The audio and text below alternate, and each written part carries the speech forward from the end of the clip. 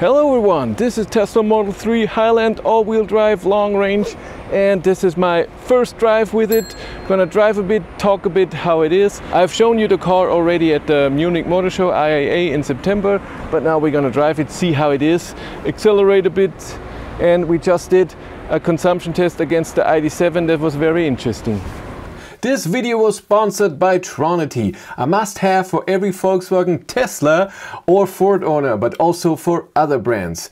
With the app or in the browser, you can have an overview of your monthly costs, all of your charging sessions, your AC to DC ratio, and all of your trips. And there is also a 100% tax-compliant driver's logbook. My viewers get 25% off if they use the link in the description below, or if they use the code BATTERYLIFE when they register with the app.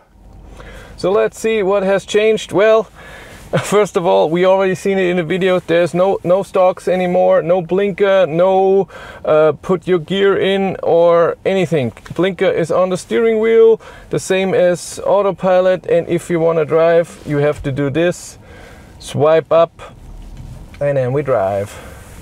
Points. Let's see if it's any different here.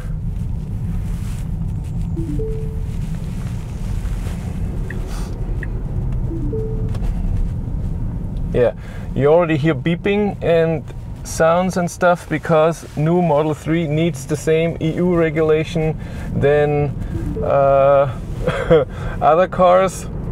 That when the speed limit sign is being recognized, well, it doesn't recognize it, it knows it from a data, it beeps and when you drive too fast. But you can turn it off here as the warning. I think the change is still in here.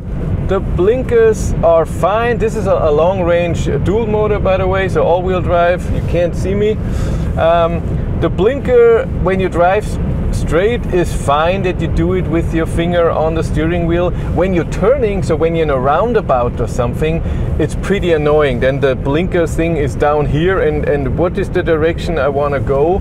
And roundabout is not uncommon, so you need to learn if it's upside down where you have to press. So we're driving. What I noticed right away, the steering is the same, even if I'm in comfort for steering. It's very direct still, and when you have a tiny movement and you have a steering, so you have to be very sensitive with your steering. I'm not a fan of that, and it's the same in Model Y and in the old Model 3, so this is how it is. Suspension is substantially better. This is comfortable. It feels good, it's not stone hard, it's not too sporty. They've done really well with the suspension. Noise level, let's look at 130. Is also really good, sounds good. I like it. They've done well with the sound and they've done well with the suspension. Steering, it's just a taste thing. Tesla likes it direct. I don't. That's fine. That's really good. Nice, nice, nice. So let's drive a bit faster and see how that feels like, or what that feels like. Yeah, the steering at higher speeds is not my thing. It's so sensitive, and sensitive to wind.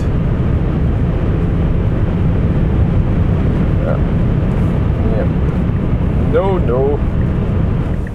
Yeah, regen, one pedal driving, amazing.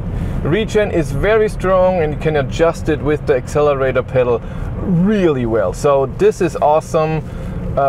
Even at high state of charge, they've done really well with that. Regen rules, and so you never need the brake pedal. It's awesome, only in emergency situations. Yeah, here in the city, suspension still awesome when I go above little bumps and stuff, when I drive over those. Feels good. It's not the most comfortable suspension, but it's comfortable enough to not have anything to complain about.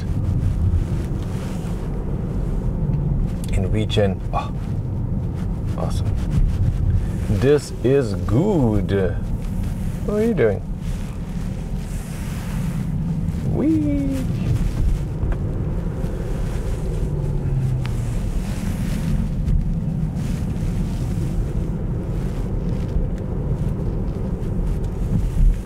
93. Yes.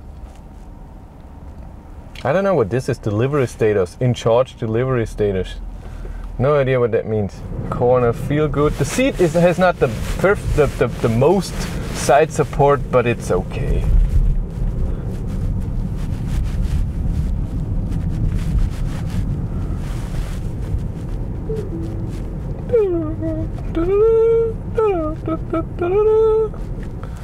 Let's accelerate a bit.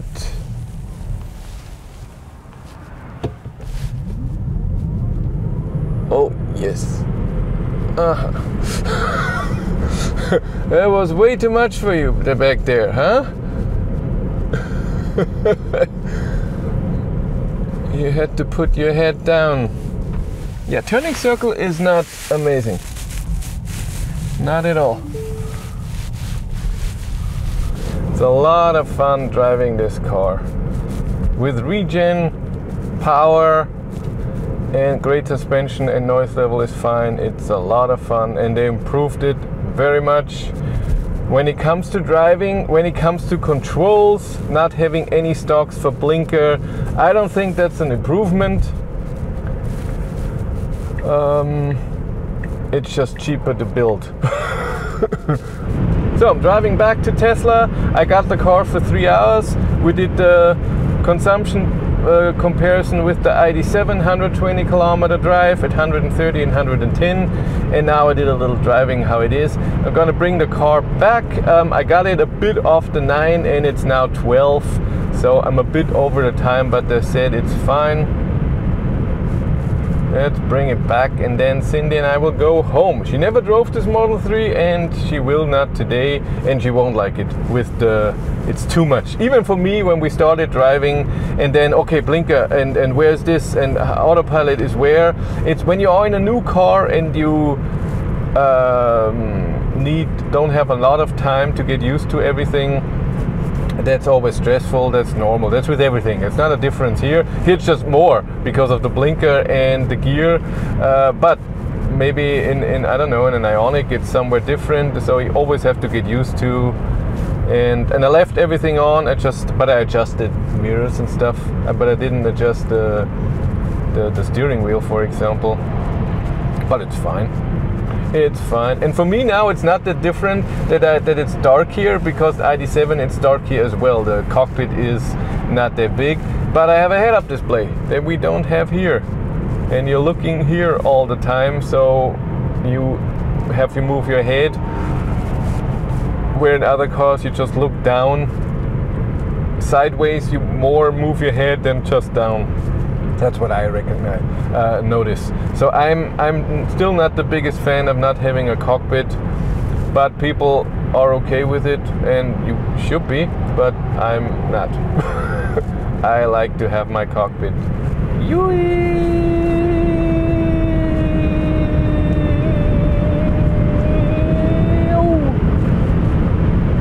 At higher speeds, like I said, steering is so sensitive. Suspension is still good. If you want to follow me on Instagram, BatteryLife1, and if you want to support the channel, you can do that via Patreon. There's a Patreon link in the description below, and you can do it here on YouTube via channel membership. Thank you very much.